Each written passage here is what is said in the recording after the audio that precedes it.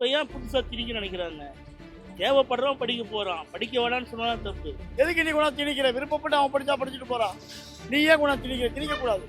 இருமொழி கொள்கை தேவையில்லை. நம்ம ஏன் தமிழ்நாட்டில் தமிழ் தான் பேசணும், நாட்டில் தமிழ் படிக்கணும், தமிழ் தான் படிக்கணும். வந்துட்டு ஒரு பாடத்திட்டத்தில் அது ஒரு பகுதியாக இருக்குது. அப்படிங்கிறப்ப இவங்க வந்துட்டு அங்கே கண்டிஷன் பண்ணணும்.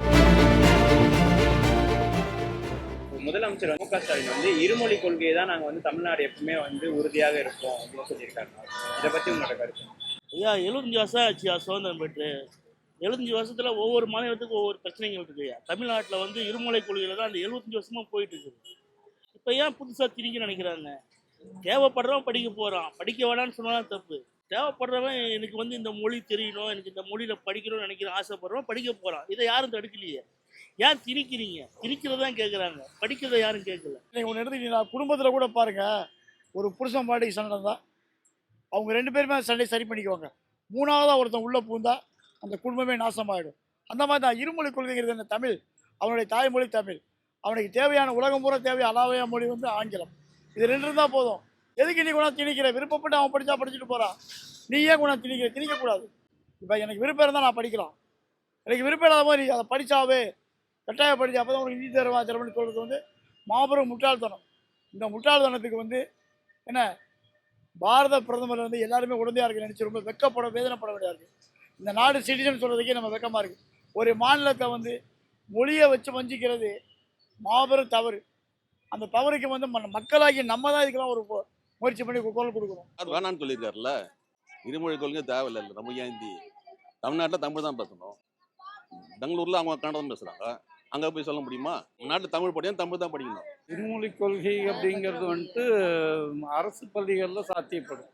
ஆனால் முக்கால்வாசி எல்லாம் இது தனியார் பள்ளிகள் தான் இருக்குது. தனியார் பள்ளிகளில் மும்மொழி கொள்கை தான் இருக்குது. சில ஆங்கில பள்ளிகளில் தமிழே பேசக்கூடாது அப்படிங்கிற ஒரு நிலைமைக்கெல்லாம் கொண்டு வந்திருக்காங்கல்ல.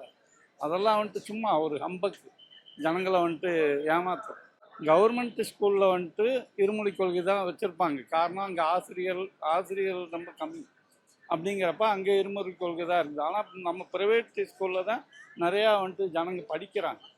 இல்லாதப்பட்டவங்க கூட கவர்மெண்ட் ஸ்கூலில் படிப்பு நல்லா இல்லை, நம்ம இதில் ப்ரைவேட்டில் தான் சேர்த்தணும் அப்படின்னு சொல்லி போட்டு அங்கே தான் சேர்த்து படிக்க வைக்கிறாங்க. அங்கே மும்மொழி கொள்கை தான் மெயினாக இருக்குது. ஹிந்தி ஒரு பாடத்திட்டத்தில் அது ஒரு பகுதியாக இருக்குது. அப்படிங்கிறப்ப இவங்க அங்கே கண்டிஷன் பண்ணணும். ப்ரைவேட் ஸ்கூல்களில் 2 மொழி தான் அப்படிங்கிறத அவங்க இது உறுதிப்படுத்தணும். தேசிய கல்விக் கொள்கையில் 3rd ஸ்டாண்டர்ட் 5th ஸ்டாண்டர்ட் படிக்கிறவங்கலாம் பப்ளிக் எக்ஸாம் வைக்கணும் அப்படின்னு சொல்லியிருந்தாங்க. இப்போ தமிழ்நாடு அதெல்லாம் வேண்டாம், சின்ன பசங்க பப்ளிக் எக்ஸாம்லாம் இல்லாமல் 10th 12th மட்டும் பப்ளிக் எக்ஸாம். ஐயா, ஆதி காலத்துக்கு கொண்டு போகிறாங்க ஐயா.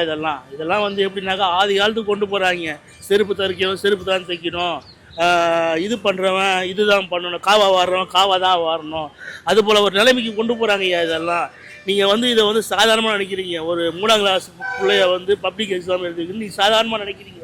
இதெல்லாம் அந்த பிள்ளைங்க பாஸ் ஆக முடியுமா? பாஸ் ஆகலாம். அந்த 3ஆம் கிளாஸ் வெளியே வந்துட போதுங்க. அதுங்களுக்கு என்ன வேலை, ஊரை சுற்றிட்டு என்ன கிடைக்கிற வேலை என்ன வேலையோ அதை செஞ்சுட்டு இருக்க போதுங்க. அதுக்கு தான் இந்த முயற்சி. அவங்க முயற்சி பண்ணாங்க. ஆனால் ஒன்றே ஒன்றுங்க ஐயா, 140 கோடி ஜனங்க. அப்போ ஜனத்தொகை கம்மியாக இருந்தாங்க, அப்போ பேச்சுக்காங்க. இப்போ 140 ஜனம் இருக்காங்க. இப்போலாம் எதுவும் பண்ண முடியாது. இவங்க முயற்சியெலாம் தோல்வி தான் அடையும். ஃபஸ்ட்டு ஜனத்தொகையை அதிகமான உள்ள நாடு நம்ம நாடு. சீனாவோட நம்ம தாண்டிட்டுன்றாங்க. அதனால் இவங்க முயற்சியெல்லாம் படும் தோல்வி தான் அடையும். 3ஆவது படிக்கிறப்ப என்ன பரிச்சை எழுத போகுது? 5 வயசில் சேர்க்குறான், 3ஆவதுல 8 வயசு ஆகும். அவனுக்கு என்ன தெரியும்? அப்போ தான் அவன் எழுதவே கற்றுக்கிடுவான். 1 வயசில் 1ஆவது சேர்க்குறோம், கற்றுக்கிடுவான். ஏன்னா இதெல்லாம் ஒரு திணிக்கிற மாதிரி. என்ன இதெல்லாம் தேவையில்லை. 9 10 இதுக்கு மேலே வச்சுக்கிட்டா போதும்.